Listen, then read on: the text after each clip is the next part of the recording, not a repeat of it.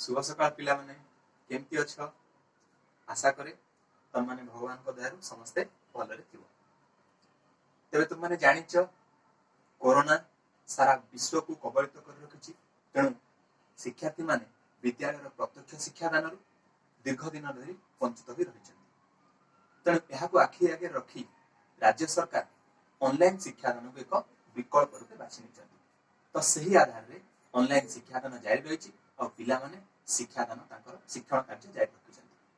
तो एही आधार रे आज आमे एक नूतन विषय पढ़िबा पंचम श्रेणी तुम पाठ्यपुस्तक पंचम श्रेणी परिवेश विज्ञान बहिर प्रथम अध्याय सामाजिक श्रृंखला विषय पढ़िबा। तो प्रसंग को जीवा आगु प्रसंग भित्तिक गोटे गल्पटी को सुनि नबा। मोहन बाबू को घर गाँ मझी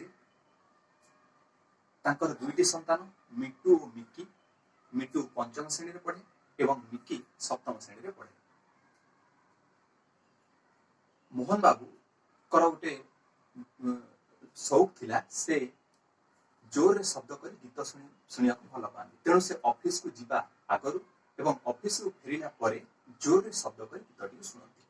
यह फल पिला माने आउ पाठ न पढ़ी से समय खेलकूद में माति रहा सहित पाखे पड़ोशी घर बुढ़ीमा शांति शोई पारती ना।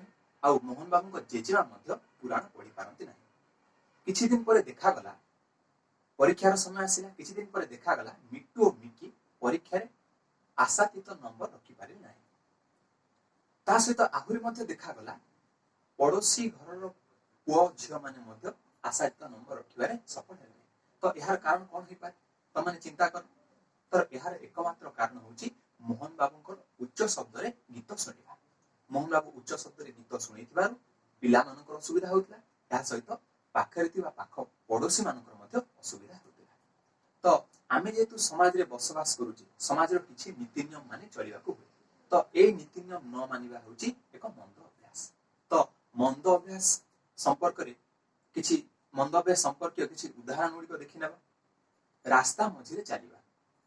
रास्ता मझिरे चलिबा द्वारा कौन हुए ना लोकटी जो लोकटी रास्ता मझिरे चलुଥାଏ से दुर्घटनार शिकार हुए। आ दुर्घटनार शिकार हेबा सहित जे रास्तार उपयुक्त नियम मानि चलुଥାଏ से मध्ये दुर्घटनार वशवर्ती होइଥାଏ। तेणु रास्ता मझिरे चलिबा एक मंद अभ्यास। आउ ए आईनत दंडनीय अपराध मध्ये।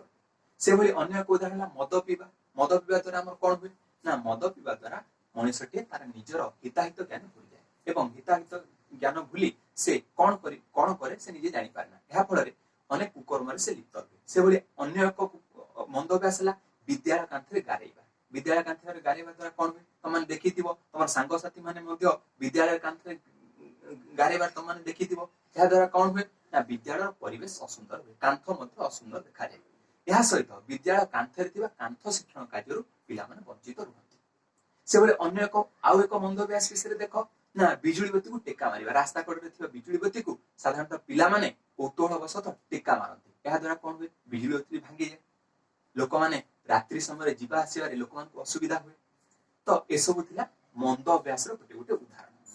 तेबे वर्तमान जानि नेबा भलो अभ्यास रो किछि उदाहरण। भलो अभ्यास रो प्रथम उदाहरणटी कोन ना गछ लगाइबा।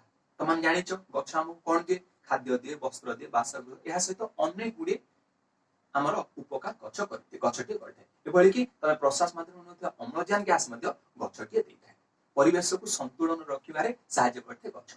तेणु गछ लगाइबा एक भलो अभ्यास। से भली अन्य एक भलो अभ्यास नियमित विद्यालय को आसीबा। विद्यालय को नियमित आसले कौन हुए शिशुटी सर्वांगीन विकास हुए।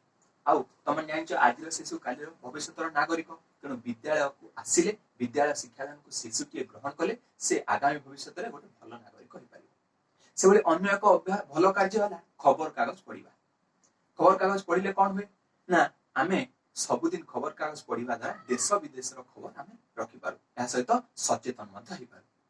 एभली तमर भल अभ्यास आ मंद अभ्यास संपर्कित किछि अभ्यास कार्य और किछि उदाहरण तुम बही रे दिया जाइछि।